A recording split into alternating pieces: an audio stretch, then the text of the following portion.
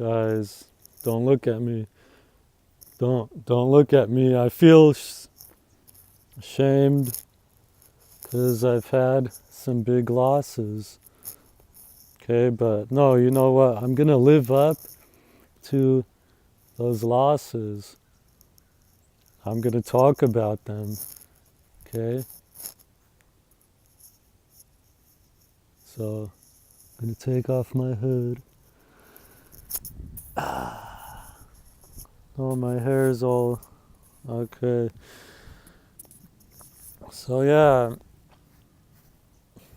let's see the losses that I had now. So some of these losses, let's see here. Oh, before I talk about that. Okay, so the first loss, it wasn't too bad. It was on ADIL. You could see there, I circled where I bought, and then I sold there, and that was like, I think, a 7% loss. But I mean, it was still, you could have made a case that it was still holding support, and I could have held, and it did retest its high of day. That's what I initially thought it would do when I bought. Okay, but then, next trade, I think I made a mistake. I typed in the wrong ticker and I bought MRIN, and then I sold that when I realized. And hold on. Now I want to see if you can see. Wait. Some of my cats. Okay, you see this cat? Orange up in the tree. Right there. Okay, I could review my losses with my cats. It's okay. Look, what's Orange gonna do? Okay, well, so I messed up on a trade, typed in the wrong ticker. So now my next trade, I rebought the same one, ADIL, but then you see I was holding it after the breakout, because this was when I realized, oh, I bought the wrong ticker. And then I kind of chased the little breakout there, and then I got stubborn, and I bought like in the 720 area, and then sold at like 640. And so this one, it was more than a 10% loss, I think. So I consider that one to be a big loss.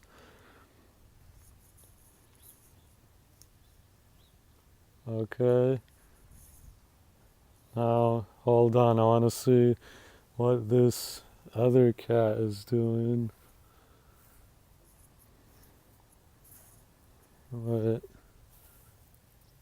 See that one, Pearl? She's like spying on the neighbors.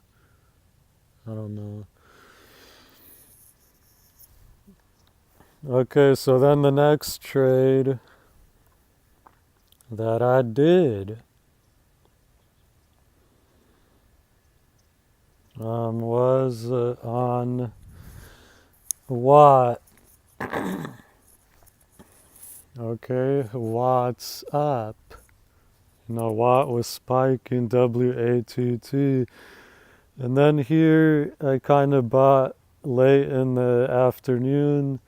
And then the green circle is where I bought. And then the blue line, I drew that to represent resistance. And that means, remember, like if the stock spikes a little bit, it can't seem the price to go above that line. And so I bought near resistance, and you don't want to buy near resistance. And then the yellow line, I drew that represents support. Those are kind of dips, and then you see the little yellow line, kind of two dips at the price doesn't go below that area. So I should have bought close to support rather than close to resistance. But anyway, this one too, I kind of held it for a while and I was being stubborn and I sold for a big loss because I think that one too was pretty much over 10%. Okay, and those were the 3 trades that I did. But now, so now when I was reviewing them, I wanted to see, okay, what can I do that, oh, let me see if you can see. So that's my other cat, Gel. I think she's gonna play with orange.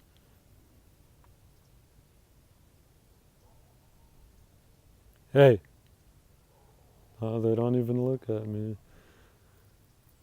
They like to scratch their claws on the tree like that. Okay, so anyway, when I was looking at my trades, if I look back the day that I bought ADIL, I'm thinking, okay, what can I do that is better?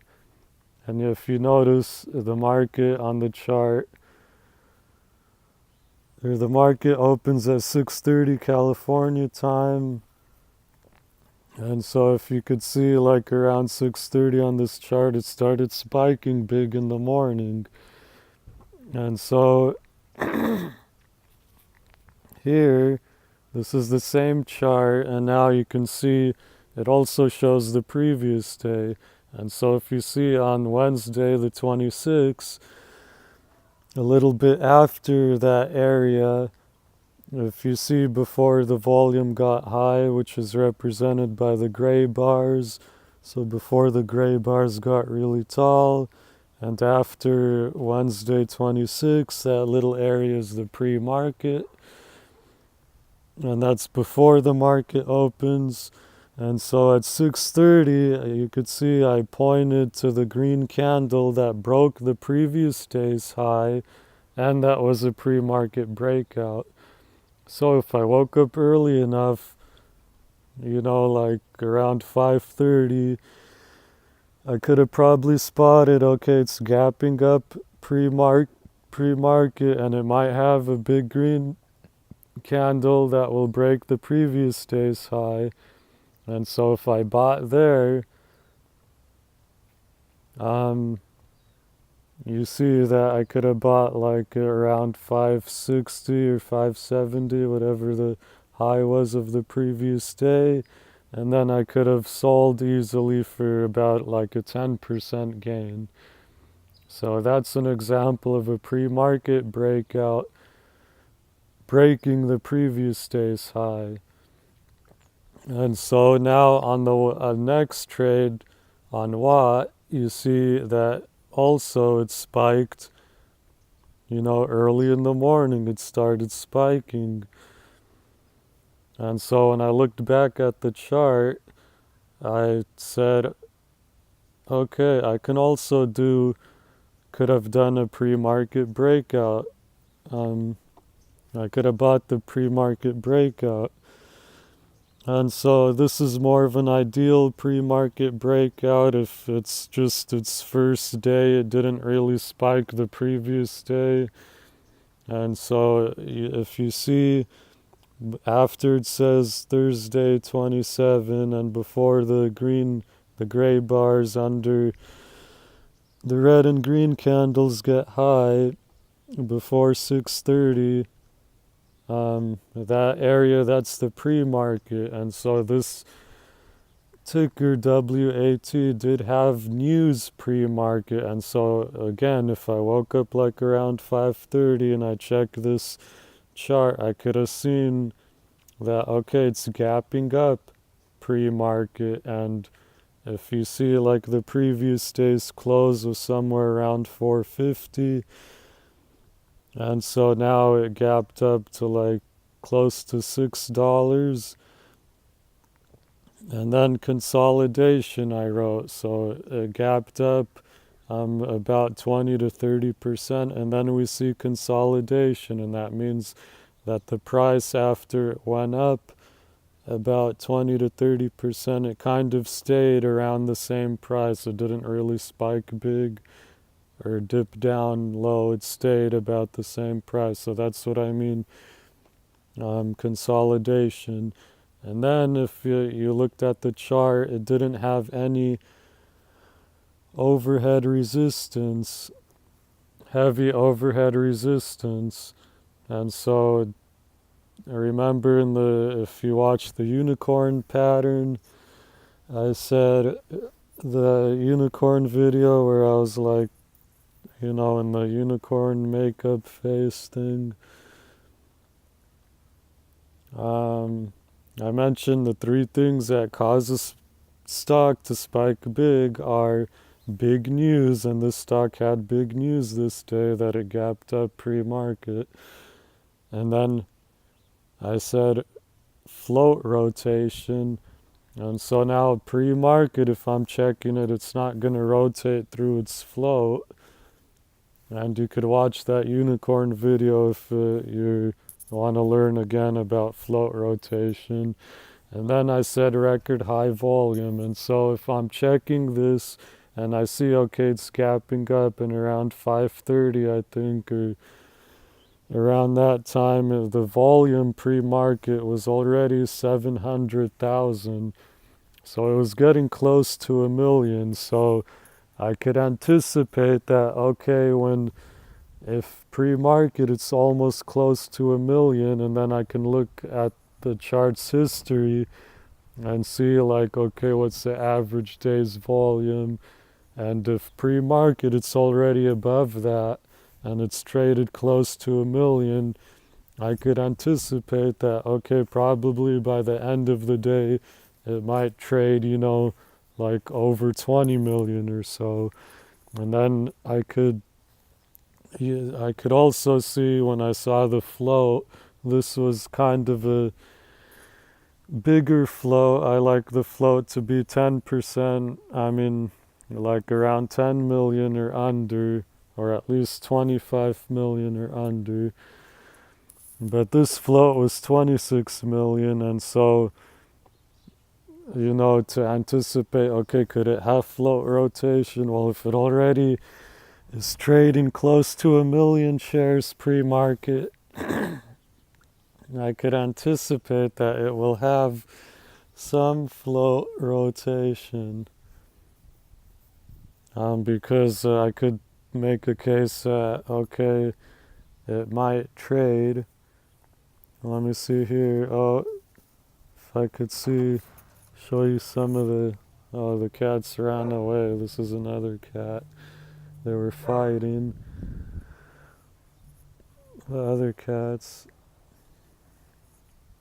Okay, so the float, I don't even know if you can see my face because of the sun. Okay, so you could have anticipated that it will have some float rotation if it already traded 1 million shares pre-market, basically. And that float was 26 million, and it did end up trading over 26 million on the day, so it rotated through its float once, and then by no heavy volume resistance.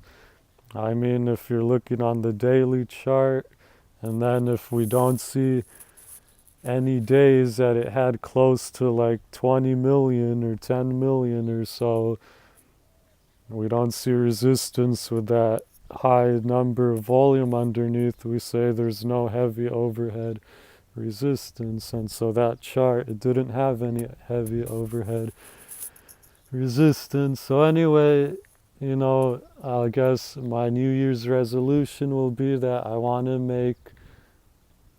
to try to trade those pre-market breakouts. I should try to focus on pre-market breakouts like the ones on these, similar to these charts. Or the pre-market breakout, that will break the previous day's high. Or something similar to that. Okay, so that's the end of the video now. Goodbye. Goodbye.